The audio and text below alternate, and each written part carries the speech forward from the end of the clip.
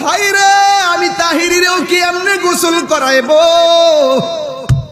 আমার মাথা থেকে বুঝি পাগড়িটা খুললা ফালাইব, আমার শরীর থেকে বুঝি পাঞ্জাবি খুললা ফালাইব,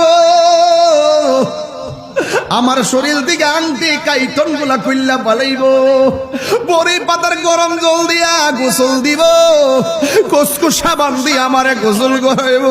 কত মায়া মায়া রে মায়া। বাজারের দিকে আমার জন্য নতুন সাদা কাপড় আনবো, কত মায়া।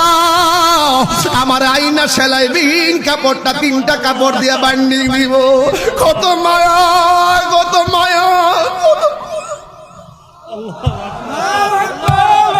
আরে কত মায়া মায়া রে, হাজীগঞ্জের মানুষ কত মায়া। মসজিদের পালকি না আমার আস্তে করে শোয়া দিব, কত মায়া। এমনিতে কান্দের মধ্যে বার লয় না, কিন্তু মৃতের খাটটা কান্দে লইবার লাগা পাগল হইয়া যায়, কত মায়া।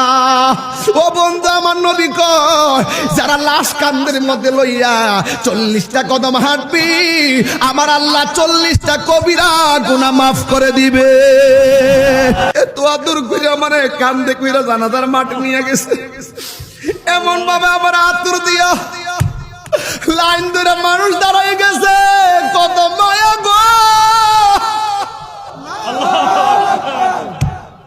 এত মায়া কেন?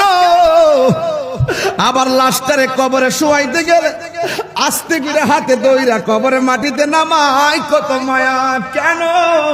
ওই যে আমি বলছিলাম আল্লাহ কয় কুল বিফাদলিল্লাহি ওয়া বিরহমাতিহি, আমি আল্লাহর পক্ষ থেকে তোরা ফজল পাইলে আনন্দ করবি।